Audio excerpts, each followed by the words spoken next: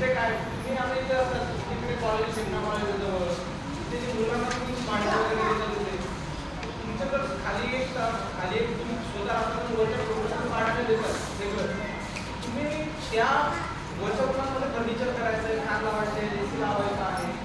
किंवा कलर करायचे त्याच्यामध्ये तर तुम्ही त्या होमस्टेसाठी त्या कामासाठी जर बँकेमार्फत कर्ज करून घेणार तर तुम्हाला वेगवेगळे विभाग H bank ICICI bank bank of Maharashtra याच्या मार्फत लोन उपलब्ध करून देणार तुम्हाला एक वेगळं कापूसकर मॅडम तुम्ही कापूसकर मॅडमचा संपर्क साधायचा त्यात तुमचे लिंकेज करून देतील बँकेमार्फत तुम्हाला त्या होमस्टेसाठी लोन मॅडम उपलब्ध करून देतील लोन ते देतील व्याजामध्ये म्हणजे 2 लाख रुपये तुम्ही समजा त्या घराच्या फर्निचरसाठी पैसे घेतले होमस्टेसाठी तो होमस्टेसाठी 2 लाख रुपयामध्ये तुम्ही तिथे फर्निचर करणार आहे काय करणार आहे फॅन लावणार AC लावणार काउंटर वगैरे करणार असं तसं बनवून करणार त्या 2 लाखाचं व्याज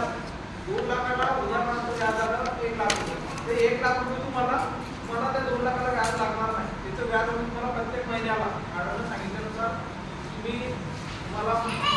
10,000 रुपये 10,000 मध्ये 5,000 तुम्हाला व्याज 5,000 रुपये सुद्धा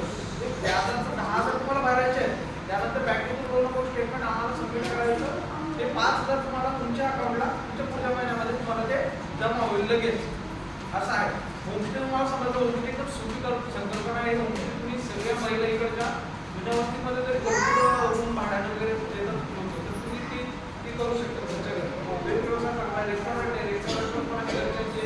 मैत्रिणी असतील बहिणी असतील कोणी रेस्टॉरंट चालू करत असेल तर त्यांना पण तुम्ही सांगू शकता की योजना आहे व्याज करता त्यानंतर प्रसाद दुकान आहे प्रसाद दुकानामध्ये दुकान वगैरे असेल तिथे नारळ प्रसाद मंदिराला आहे ते बघतो आपण बेकरी तुमच्या कोणी मैत्रिणी असतील तुम्ही स्वतः केक तयार करता तुम्हाला शॉप टाकायचं आहे त्याच्यासाठी पण आपण तुम्हाला त्याच्यामध्ये हे करू काय काय आहे तुम्हाला कॅमेरा वगैरे टाकायचे असतील चहा कॉफीचे कॅमेरा असतात ऑनलाईन वाले नाही चहा कॉफीचे कॅमेरा निवास न्यायालयामध्ये होमस्टे तिथे तुमचं होमस्टेमध्ये वरून राहता त्याला खाली जेवण वगैरे घालताय त्याला निवास न्यायालय होतात ते पण तुम्हाला त्याच्यामध्ये युनिटमध्ये बसवतं त्यानंतर टूर्स अँड ट्रॅव्हल एजन्सी कोणाच्या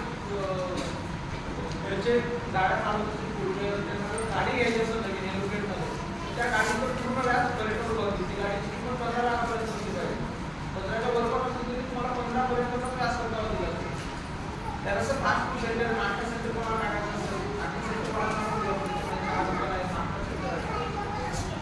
इव्हेंट मॅनेजमेंट विचार केलेला आहे तुमचे असं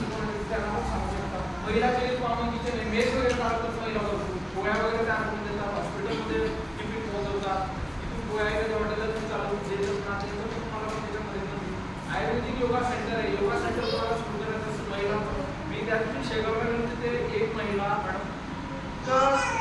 जेवढं उपयोग म्हणजे इतकं छान योगा सेंटर बनवलेलं आहे त्या महिलेने तर म्हणजे महिला योगा सेंटरला जिम पण चालवतात आता ते पण तुम्ही करू शकता किंवा योगा सेंटर वगैरे तुम्ही मुलीला करायचं आहे मुलाला करायचं आहे तुमच्या नाव तुम्ही करू शकता त्याच्यामध्ये तुम्हाला इलेक्ट्रिक व्हेकल इलेक्ट्रिक ऑटो घ्यायचे आहेत इलेक्ट्रिक ऑटोला पण आपण तुम्हाला इलेक्ट्रिक ऑटो तुम्ही घेऊ शकता त्याच्यामध्ये महिलाची हस्तकला सेल्युलर शॉप आहे हातापासून बनवलेल्या वस्तू आहेत हातापासून तुम्ही जे ज्या पण वस्तू बनवतात त्या त्यांना आपण करू त्यानंतर विविध खाद्यपदार्थ विक्री मसाले पापड तयार करत होतील मला त्यांना पण आपण त्याच्यामध्ये लाभ देणार आहे मसाले पापड तयार करत त्या घरी तयार करतात बाहेर स्टॉलवर विकतायत काय त्यांना पण आपण त्याच्यामध्ये देऊ आणि सगळ्यात महत्त्वाचा विषय तुम्ही हा व्यवसाय बचत गटच नाही करू शकता तुम्ही स्वतंत्र पण करू शकता आणि बचत गट पण करू शकता म्हणजे तुम्हाला 10 महिला मिळून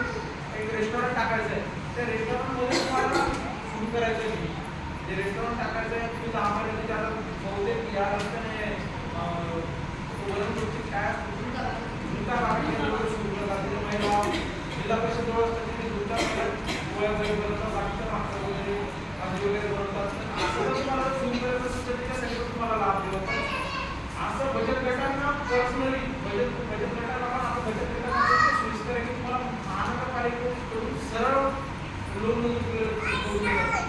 पर्सनली तरी तुम्हाला इंडिव्हिज्युअल स्वतःला तुम्हाला स्वतःला बरोबर यायला लागेल पण बचत गटांना महानगरपालिका स्वतः नोंदणी करून देते बँकेत मार्फत तर त्या बचत गटाने 10 लाख रुपये लोन देतात तर त्याचं पूर्ण व्याज पर्यटन विभाग देतो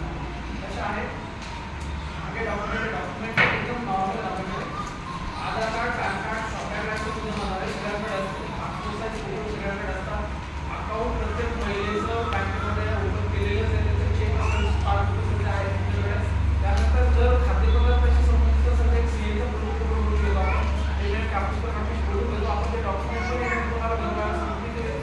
तुम्हाला सोयीस्कर पडेल की ते बनवून रजिस्ट्रेशन करून दिलं तर तुम्हाला पण बोर्ड हे सेक्युलर लाईफ काम म्हणतो बोर्ड